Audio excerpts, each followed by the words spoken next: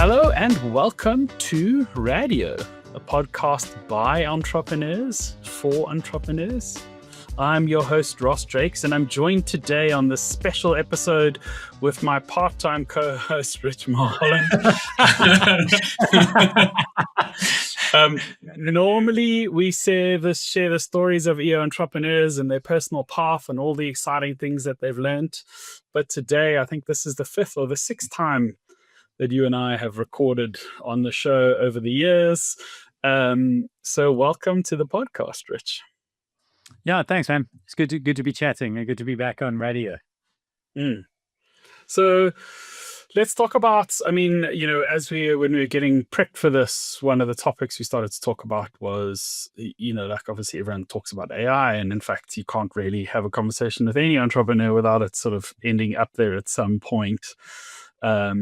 And we were talking about the impacts on our current service businesses. But I think the interesting discussion that we sort of got into was talking about these micro businesses and how like the opportunities for people to start smaller businesses that don't have to scale and be able to sort of fill multiple kind of niches. Tell us about your sort of experimentation in this space.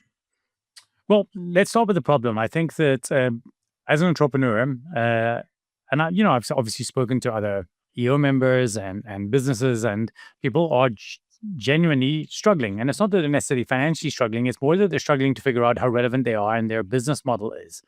And I think our business models are under attack and consistently under attack. I think that even if they're not yet, they will be soon. I believe that having a single source of income is probably the biggest risk that you can make as an entrepreneur going forward. Now, I understand the value of focus, and we're always told to do that. And I think our businesses should focus, but I think as entrepreneurs, we should not. I think that as entrepreneurs, our job should be to have more than one iron in the fire. And I think that I even do believe the future of employment. If you have a small business with 10 employees now, I think you should working 5 days a week for you. I think you should have 20 employees working 2 days a week for you. I think that's the model. And I think that every employee in the world going forward should have 2 jobs, not 1 job. I don't think anybody should have a single source of income. I think this is the future that we'll be heading towards at some point.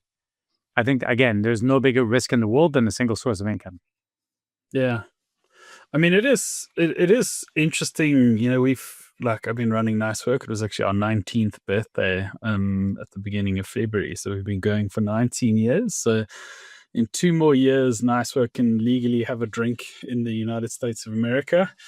For now, we'd have to just drink everywhere else in the world. But it is an interesting thing. And we're adopting this technology rapidly and using it in our work. But at the same time, I guess the gap between an idea you have and it being at least mostly real is so small now. I mean, we did a lot of work in Web3. I had a concept and I spun up a fully functional smart contract in 40 minutes, stuffing around with like Claude code. And I'm not by any shape or by any stretch of the imagination a decent coder, but I got something that was fully functional, something that 3-4 years ago, we were paying people $100,000 to do. So you talk about like the risk to the thing. If you're a smart contract engineer, like you're probably going to go out of business because nobody is going to want to pay that kind of rate, or you're going to have to drop your cost all the way down to like $2,000. In which case, like, can you find 50 new clients in order to fill up that old $100,000 kind of thing? Well, that's the challenge Missing Link is facing. So we're a 28-year-old business, and our business was pretty settled. For those, as the business grew to a certain size, we knew that every month a certain amount of clients would come in our way. We knew roughly what those deal sizes were. Like let's say your $10,000 deal size, and you have a certain amount of those that you do in a month, and that gets you to a certain fee, and you figure things out. And that was predictable. That was relatively predictable. It wouldn't be the same clients every month because we were a project business, but I knew that this client would come back for $50,000 once a year, and this client would come back for $20,000 twice a year, and then there was certain training things that we would do monthly. What's changed is that creating presentation material, we can do much cheaper and much faster, and people have options. And even though their content strategy, I still stand by at the moment, for now, AI is really, really good at making bad presentations quickly and beautifully. So it can, because it learns off what's out there. And you got to think about it. Like, the problem with AI trying to make a wristwatch, like you can't ask an AI to give you any time other than 10 to 2. So if you go on to Nano Banana, the best AI engine that exists today, and ask it to create an image of a watch and set the time for 3:15, it can't do it. And the reason it can't do it is because it's learning off all of the pictures of watches, and watchmakers know that the most attractive time for a watch face is 10 to 2. So, it's unable to fix that. And I tested this again last week as of, probably the 10th of February, and it still can't do it. And so, 10th of February 2026, that's where we're at with this. And so it's going and is learning how to make presentations from all the presentations that exist in the world. But unfortunately, most presentations are bad. And the good ones are probably venture capital pitch decks, which are essentially just documents that are presented in presentation form. So that all said, we can now use these tools to make good presentations quicker. The problem is, let's say I can do it for 20% of the price that I could have done it before. I don't have the business model that supports 5 times as much work. So I have to reinvent our go-to-market strategy so completely that even though I'm the person using the tool, I simply don't have the knowledge or the ability to create the go-to-market currently in the way that we would have to do in order to be as profitable and as relevant in the world going forward. So this is the tension that exists. And I guess that's I guess coming to your point about multiple sources of income. If you had multiple sources of income, you just accept that arm of the business is going to be less profitable, and see where, like, what other small businesses can sort of support the overall structure of that. And like, can you put people into different roles in the business? We've been looking at talent in a different way. There's certain people that only want to work for us for a day or two a week. They don't want 5 days of full-time employ. So how do you start to design around these evolving desires of the talent market? Yeah. Well, imagine now you get double the thinking. So imagine, instead of having, you can afford, currently, let's pretend, one full-time designer. Now you have 2 designers who are essentially full-time employees, even though that full-time is part-time, that you can now tap into for different skill sets, different things. They're costing you the same. The the idea of that, and then they're able to work for multiple companies and do things, plus have their own business. Now, the reason I say have multiple businesses is not necessarily that every company should just be a small business making rats and mice amounts of money. But what I'm saying is, venture capitalists knew years ago that you have to bet on 10 businesses in order to get one business really, really hitting. And the way I see it with entrepreneurs, that's how we should be behaving now. It's not venture capital, it's idea capital. Now, in the past, for years, the statement has been ideas are meaningless. Everybody has ideas. Execution is everything. Well, I don't think that's true anymore. I think the script has flipped. I think execution is now easy. Ideas are everything. So if you're the type of entrepreneur that's always had ideas, don't sleep on those. Launch the ideas, roll them out. Execution is now commoditized. Creating something, having an idea in the morning, coming to work, jumping into Lovable or Replit or whatever it is you're doing, Claude Code, and creating something is possible. And the way to start, there's one way I would start if I was any entrepreneur in the world today. I would look at every subscription service you're building for your business, you're paying for your business, your CRM system, your sales pipeline management software, those types of things, your internal project management software. And I would immediately say, how would I build these if I wanted them to be exactly for my business? And then I would go and I would make that. And so the first thing I would do is to solve a problem that I uniquely had in my business. The cost of the subscription I'd be paying to build that software would be still cheaper than the cost of subscription I would be using to pay for that software. And B, if you built it for you, somebody else will be willing to pay you for it. And so you could actually turn what was a cost center in your business into a profit center in your business. And I would start with all of those little things. Just solve the problems in your business to reduce your costs using these tools. And then once you've done that, just build those out and see if there's other people that want to do similar at a fraction of the price. Mm. Like if you're paying for HubSpot and if you're paying for Salesforce and you're not a monster company, I don't know what you're doing. Do you suggesting that we build our own HubSpots and do all that stuff internally as you need it? Uh, I Maybe mean, HubSpot is, yeah. I've been sort of playing with, our business has, I think, the same challenge as yours, is sales, right? How do you sell someone branding strategy story if they don't feel like they have a branding strategy story problem? It's like almost impossible. Because I have to convince you that you have a problem, and then I need to convince you that you can invest a lot of money in this problem that you didn't know you had until I've kind of convinced you. So we've been trying to sort of solve like sales.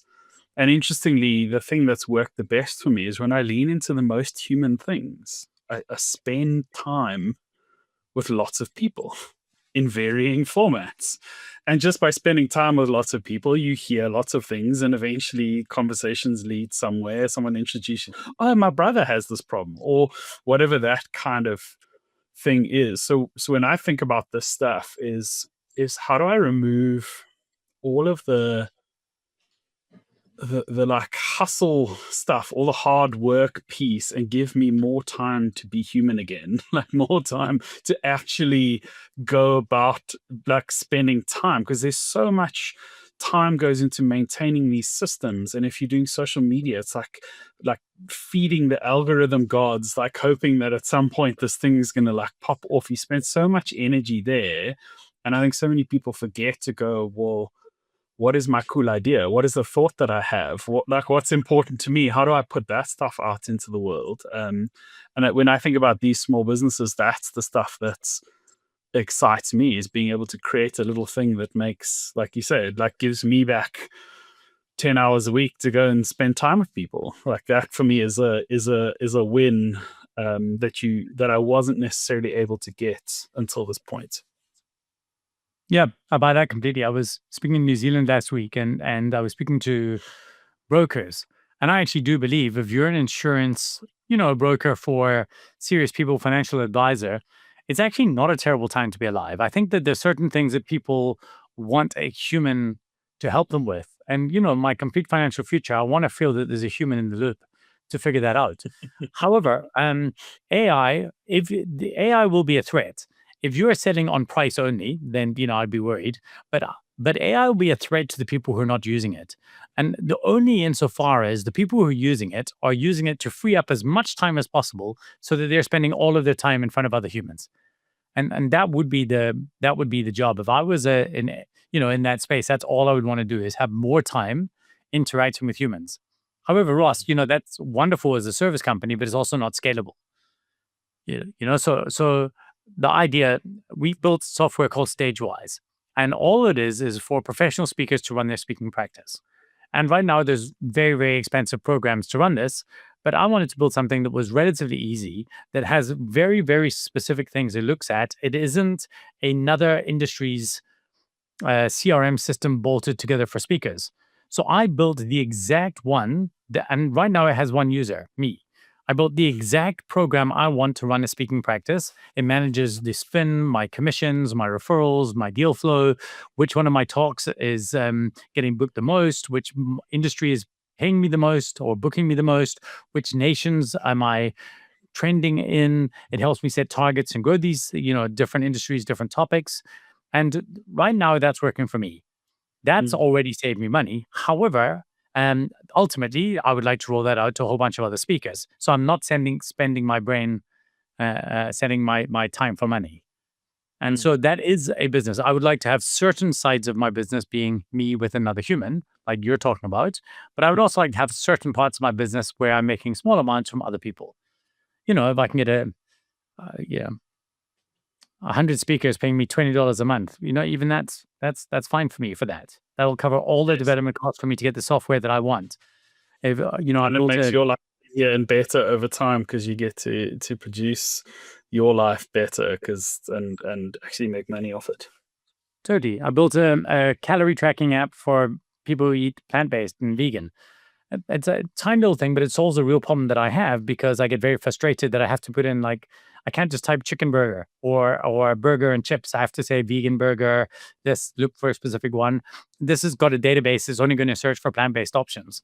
So it's just a very easy thing for me to do. It's my fitness pal for vegans. Super easy value proposition. If I got just 1,000 vegans, just 1,000 vegans to pay me $10 a month, which is half the rate that my fitness pal charges, that's $10,000 a month recurring revenue business. And I know that's not going to change anyone's life, but if you have a few of those and one of them tips, then you win. And so this is why I'm saying that this idea of idea capital is the new venture capital. If you're an idea based entrepreneur, you should be having multiple businesses. You should be backing multiple enterprises and to see which one tips. Mm. I think it's also, I mean, I guess in the bigger scheme of things, then how do you market these things? How do you, because especially in software, the focus has always been on like getting high quality devs and building the best thing. Now that that's not as kind of relevant anymore, now it's all about finding users. So how do you get 1,000 vegans? It's is the bigger question. Well, luckily it's easy, right? So I've also got an idea of a rule book thing for board games. Like anything that bothers me, I've got some ideas for. But everything starts with the fact that is there 100 Facebook groups that I could join? And there's 100 vegan Facebook groups that I could join. I'm on about 10 just in Britain alone, just to find restaurants and foods and question it, things like this, And so that would be very, very easy to jump in to find the first couple of hundred users. And then, they tend to have communities and groups themselves and they could drop in and referral codes and, just let people in very quickly and do a growth hacking thing that way. So that would be relatively easy to do. And then, of course, ultimately, what you do want is a developer. I want a developer who's using these Claude Code style tools to run things. If let's say I managed to get 100, the first 100 vegans that are paying me 10 Rand, $10 a month, 80% of that I'm going to plow straight back into marketing. And then as that ramps up, it might be 70%, it might be then 60%, then 50%, then 40%, then 30%, and maybe I leave it at 30%. And then I'm spending 30% of my income just marketing to other groups, and then you grow. But at the beginning, because I don't need the $10,000 to come in, my way, I can really, really plow that back into marketing these little enterprises, and they should all be self-funding. So at the beginning, all you're doing is putting money back into gaining users. And then you might, you'll get to a certain point where you build to point a champion. And I think these tiny epic businesses, these businesses that run with you and maybe you as the owner and maybe 1 to 2 employees, one of which might have equity, and you just run these things and see how they grow, see how they go. I think it's a really good time if you're an idea-based entrepreneur. If you're the kind of entrepreneur that's willing to go into a business and sell, 100 Rubik cubes this month, 101 next month, 102 next month, and do that for 20 years, then, more power to you. But that's just not me. Yes. I was actually having a conversation with Ed O'Reilly about this, about even like not even software businesses, like coming back to the whole human thing. It's like, can you find a laundromat in an area that's underserviced and be happy that at the peak of this laundromat will service this one area and your revenue is going to be X. But then it's like, exactly like you say, how can we do this with like 4 or 5 people? And it's a very simple, stable business that just runs forever and ever and ever. It doesn't have to grow across multiple. You don't need 50 locations and you're quite happy that this just happens to be the laundromat in that area and it makes you a bit of cash. The flex, people always, they'll ask you a question, how big is your team? That to me is the wrong flex going forward. The question is, how big a business can you build with how small a team? Now, I understand that the negative narrative around that is, well, aren't you supposed to be employing people? Well, actually, what's supposed to happen is your employees are supposed to run companies. So Missing Link now does 4 days a week. We've given our staff off Fridays, and we've said to them, you got to start a business. You've got to be responsible for at least 1/5 of your own income. Now, we don't pay them less. We still pay them the full salary. But we've said to them, go out there and start something. create revenue for yourself. I think that everybody should be running businesses nowadays. I have this vision of creating a front end for these types of tools where people have like dinner parties where they start companies together and then they create these little micro enterprises. They sit down together. There's a facilitated process to guide them through coming up with their idea, and at the end of the day, they've got a little app that's easy that they could launch, that they could put a little bit of money into, and they could register as a little small corporation that exists just for the 5 people at the dinner party. And there's no reason why there shouldn't be thousands of these now, solving very, very, very niche long tail problems. I like that idea. I mean, what do you do with the fact that my experience of all of these tools right now is they do a very, very, very good job of getting you to 80% done. But that last 20% is where most of the user experience, the quality of life, all of that last 20% is such an important piece, and the tools just can't get there. They just can't do it, and that's when a human generally would need to take over. And it's probably not always going to be like that, but right now, like, they'll throw together a functional app very quickly, but to just make it look good, or make like this last piece thing, or that one kind of feature just doesn't work. Like, there's always like a little bit of a compromise that you make in these things. Dude, his mom trying to find a tweet I did to the Replit team. And I said, Replit is really, really good at getting you 90% of the way there in the first 10% of the time you spend with it. And it's really, really hard to get you the last 10% you're spending 90% of your time on. Yes. Part of that, though, is that we're learning to swim. Like, this is brand new for a lot of us. I've never been a software developer. I've never known. And so each time I build something, I know, I've got to tell it how to log in and log out of something. I need to have an API key from an email service that can automatically engage with people. I need to, allow people to save their data. And so I'm building a master sheet each time. The other thing that I've realized is that we shouldn't be using one tool, at least in my experience. So I use Gemini to run all the concepts through, and then Gemini creates the brief for me for Replit. And then when Replit writes code, I export the code, paste it back into Gemini, and ask it to review it. And so I am using multiple systems to try and test each other, and I'm finding I'm getting a bit better with that. But you are right; it is getting that final step out there to deploy is not easy, but it's definitely possible. And I also think it's going to be noise, dude. There's going to be so much. If everyone is building their own micro enterprise, there's going to be like thousands of micro enterprises clawing for your $10, and sifting through all of them to find the good ones. Yeah.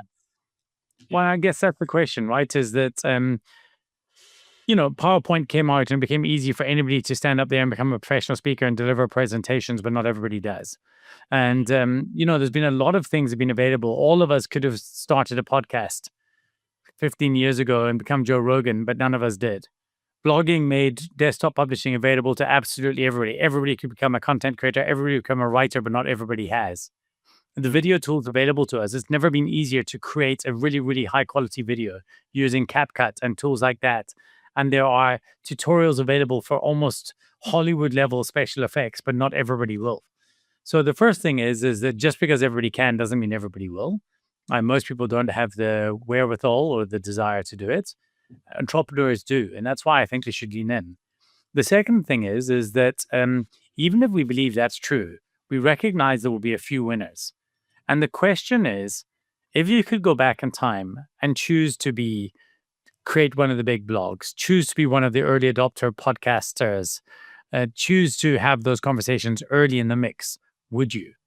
And my belief is that this is something that you should choose to be early on. And we are still very, very early in this space. I'm not sure. Maybe there will be no requirement for software going forward. Maybe that everything will just be created as and when you need it. A lot of people are saying that about OpenClaw, that OpenClaw is going to be the end of software requirements. I don't see it because people still like dedicated functional things that do things. But I could be wrong. But in the short, Well, I mean, I love all of this stuff's happening at the same time that gold hits an all-time high. So it's like the future's here and we're living in the future, and yet people still want a gold shiny metal that they can hold. And they'd be like, because this is my precious.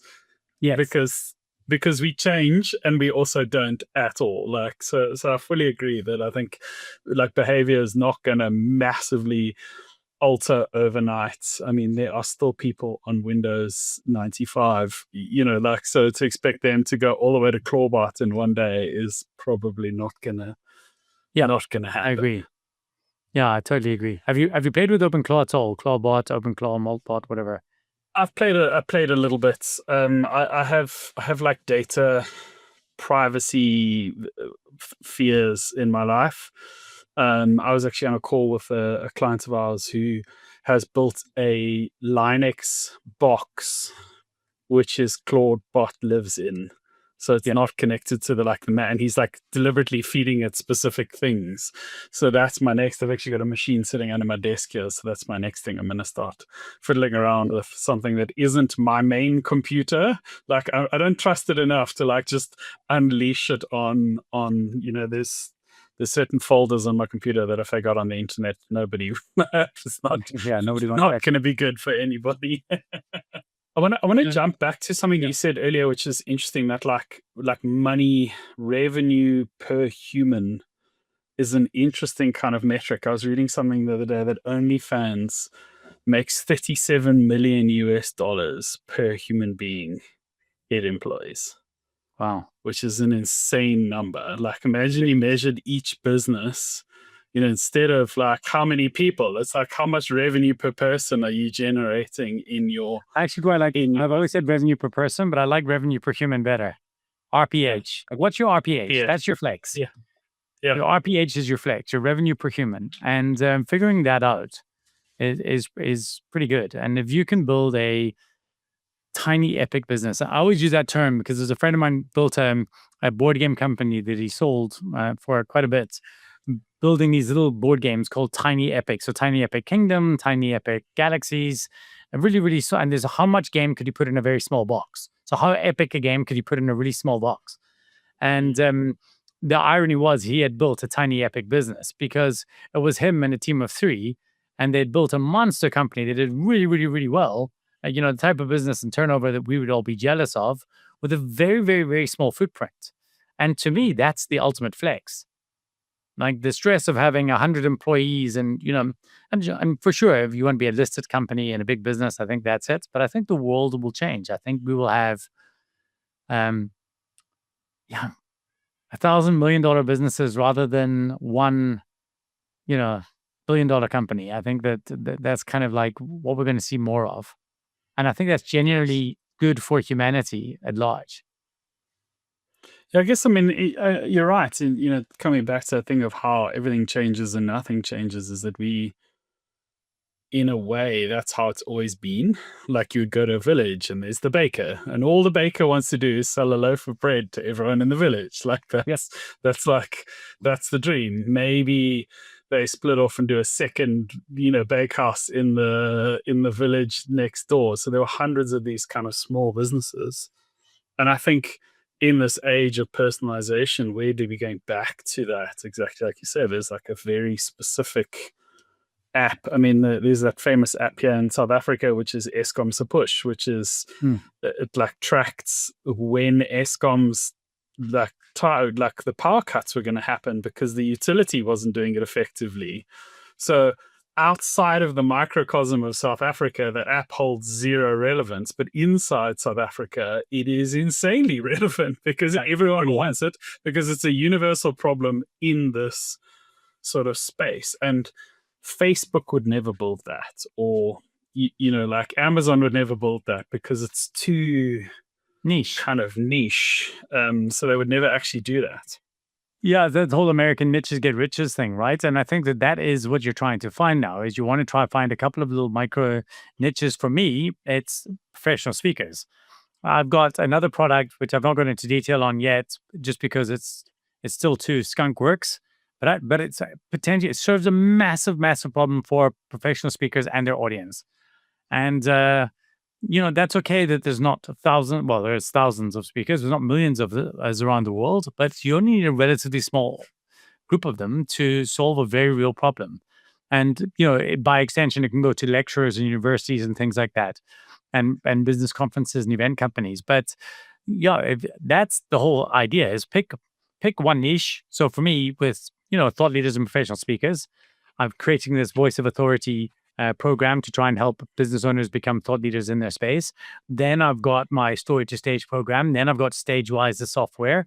Then I've got this SnipSnap tool that I'll tell you about in the future. And so all of these little things just servicing this one small group of people that I feel connected with, and every single one of them is just based on solving a problem that I have or have had once had. Mm. And I guess it is that thing that you've got like deep expertise, but you've kind of extended out where you're solving stuff in the value That's chain.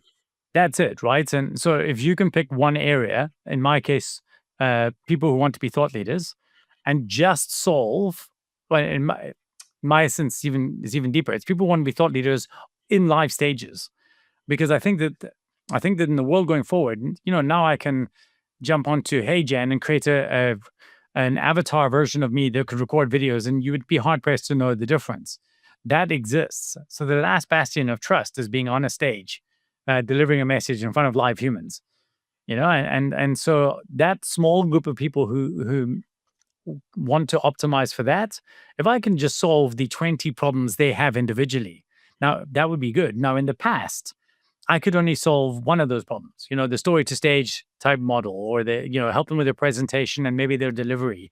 But if I can now solve all other aspects of their problem, from lead generation to audience engagement to business management, and all of that is theoretically possible, you're basically digging deeper into the community that already wants you. And I think that's Mm. what people should be looking at doing. Yeah, I guess it's how we've evolved nice work is we've got the traditional services which are hourly based billing, and there's no way to really get away from that. And we've sort of split. There's certain services that are getting more expensive by the hour, and there's other services that are getting kind of cheaper by the hour to sort of stay relevant. So that was the first sort of big change. Then we have, exactly like you say, there's certain tools, like how do we help people consistently message in the framework, like using the language that we spent time building for them, that they can do it kind of regularly. So there are some tools that come out the other side of it. Now there's a sort of software component to the relationship that we have. So there's a consulting piece, now there's a software kind of piece. Now we're expanding into building tools for the teams that almost replace us. So like now we're replacing ourselves in their business, because we know that people don't have the budget to stick around with an agency forever. So how do we make their people better so that they can do. That's it. I love that idea. I always say to everybody, play on the red team. Go to Mm, be, you can either try and stop the threat, or you can be the threat. So imagine turn around saying, well, our business model is under attack. Why don't I lead the charge? Why don't I lead the charge and become the tool to empower internal agency relationships? Have a product and a business called Fire Your Agency, and really, really help businesses to fire their agencies, and go to war with this, and talk about the fact that you can put together experts, you can build tools, and then you start to think about it and say, well, okay, if somebody has fired their agency, what would they still need? Well, they might need a creative director for a small period of time for this. Let me help them get access to this. So it's to help corporations change the power dynamic. Now, so either you try and defend the business model, or you go to war with it. And if mm, you're helping internal teams make you redundant, I think that is the big power play. I think that's a huge, huge, huge vehicle to go into, and way to go into, and a good counter narrative. Why you should be firing your agency, and how to do it. Like, mm, what a keynote. Speak at every marketing conference in America, and then help people do it, and then have a service that allows them to do that. And the service would be a fraction of the retainer cost. And you could probably make the case that they could get more value, because the purpose of the agency way back when was to control the brand assets. You needed a single source of truth and control. But then you got this big pitch, this big creative idea, but then you got stuck with a small little team that you may as well have employed. But now imagine that you turn around and say, well, hold on a second. What if I can get different teams in different times, but I can use AI-based tools like your Canvas of the world to completely control my brand assets, that nothing that gets created doesn't go through our system. So too many robots, part of what we're trying to do is to basically, we're building a system that just allows large corporations to utilize AI, but we're creating the brand guardrail system for them so that they can create videos and tools and all different things. And everybody in their business has, a whole bunch more power, but all of it has to get measured through these guardrails. So again, I think I think that's a massive business. And once you do that, once you're dealing with these independent organizations that have freed themselves from their agencies, what are all the other services you can give them? Like that to me would be very exciting.